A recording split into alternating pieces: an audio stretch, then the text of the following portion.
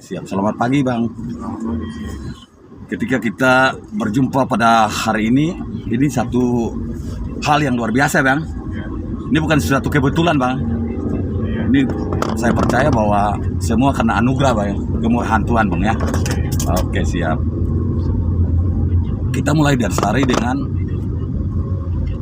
apa yang kita kerinduan kita buat Indonesia ya Bang. Abang boleh jelasin nggak apa-apa Bang?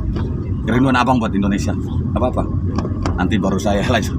Oke, siap. Untuk yang saya rasakan sih, kita sebagai negara merdeka dan berdaulat itu kurang kesadaran bahwa kita semua itu satu negara. Kita masih merasa bahwa kita orang asing satu sama lain, entah individu, entah ras, entah suku, antar agama, walaupun sebenarnya kan kita sudah berusaha sebisa mungkin untuk bineka persatuan itu, tapi untuk kehidupan sehari-hari itu kadang masih ada perasaan jauh dengan yang lain. Oke siap. Jadi yang saya rindukan perasaan bahwa kita semua tuh sedang berusaha mencapai satu hal, kebaikan bersama. Mungkin karena emang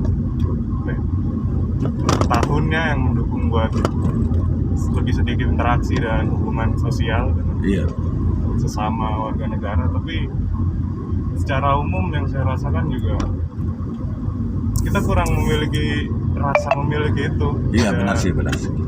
Pada negara kita masih memisahkan kebijakan, permasalahan dan pemerintahan tuh hal yang terpisah gitu. Iya pada kita setiap individu. Iya. Kata kunci dari demokrasi adalah partisipasi. Iya Bang ya. Itu kurang lebih. Iya Bang. Kalau dari Bapak gimana? Oh boleh. Ada masukan. Oke, boleh. Aku terima kasih buat abang yang punya masukan yang baik ya. Kita terima karena kita semua kan anak bangsa ya.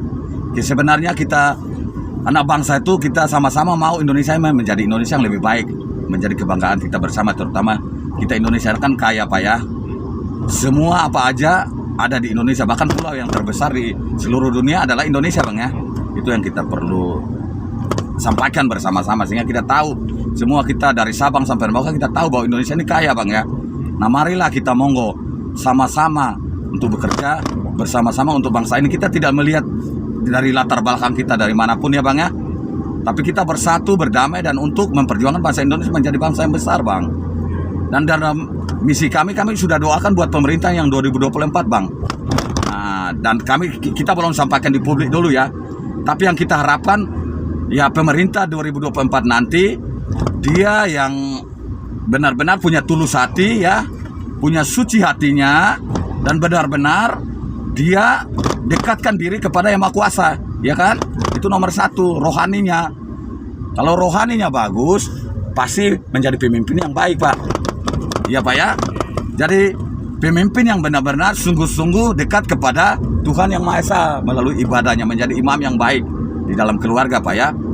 Sehingga Tuhan yang menentukan siapa dia itu. Jadi kita doakan sama-sama.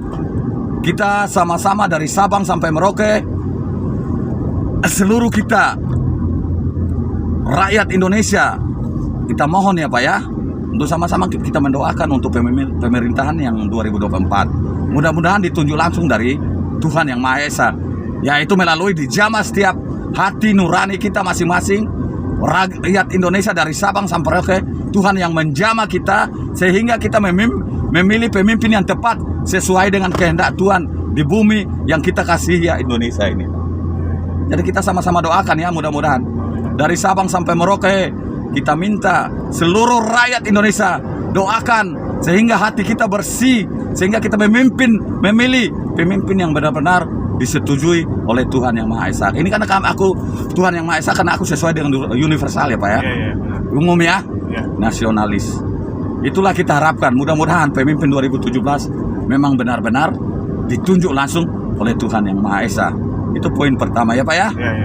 Poin kedua, bahwa visi misinya itu mohon kita doakan, jadi ketika disampaikan visi dan misinya, dia harus pertanggungjawaban di hadapan Tuhan, yaitu ketika dia dipilih dan disumpah, ya kan, oleh kitab suci, dan itu didengar oleh seluruh rakyat Indonesia dan bertanggung jawab kepada Tuhan Yang Maha Esa karena disumpah menurut sesuai ajaran agamanya masing-masing oleh kitab sucinya, Pak ya. Dan itu tanggung jawabnya besar, Pak. Tanggung jawabnya besar. Tanggung jawabnya di akhirat, Pak. Nah, aku mau jelasin sedikit karena tanggung jawabnya itu istilah masalah urusan surga dan neraka, Pak. Ya, Pak, kita harus jelasin, Pak. Iya. Karena surga itu ada dan neraka itu ada.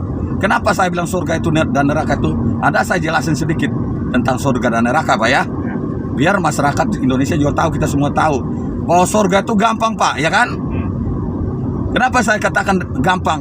Dia hanya menyadari bahwa hidup ini dia butuh Tuhan, Pak, ya kan?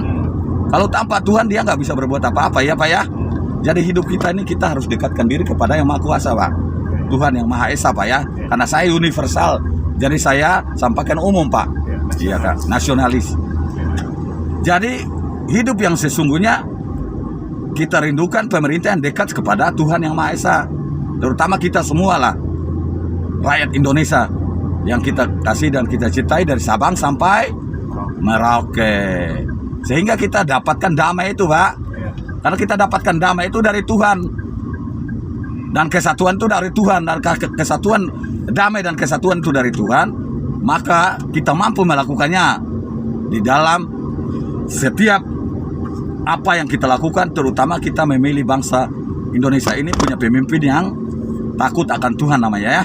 Iya, yang benar-benar punya tanggung jawab terhadap apa janji-janjinya, maksud itu ya kan, di janji-janjinya ya kan, ketika dia menyatakan dalam deklarasinya kan, visi misinya itu harus dipertanggungjawabkan di hadapan Tuhan dan hadapan masyarakat Indonesia ya.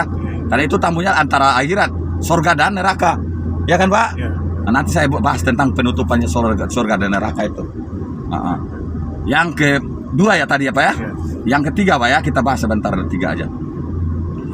Yang ketiga itu pemimpin itu harus jadi contoh, Bang. Contoh ya, Bang ya. Contoh yang terbaik. Sehingga apa yang dia sampaikan, kalau dia sudah sungguh-sungguh di dalam Tuhan, dia harus contohin kepada masyarakat. Tanggung jawab contohin.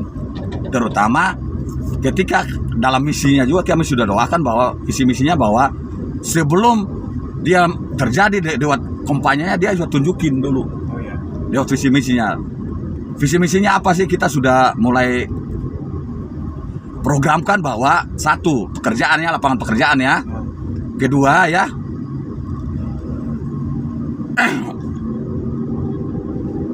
ya, pendidikan ya, Bang ya. Sebenarnya pendidikan utama, tapi kita nomor 2 pendidikan. Kan lapangan pekerjaan ekonomi dulu. Ekonomi dulu ya, lapangan pekerjaan. Nah, itu kita mau tunjukkan lewat contoh-contoh yang ada nanti. Lapangan pekerjaan, pendidikan, dan yang kedua ada warga negara Indonesia yang punya ide, udah masukkan juga bahwa subsidi internet. Karena digital sekarang kan luar biasa lagi canggih kan. Jadi kita sampaikan itu 3 dulu, Pak ya. Tapi nanti jangan banyak-banyak, nanti semuanya nggak bisa dilakukan, Pak. Semuanya nggak bisa dipraktekkan.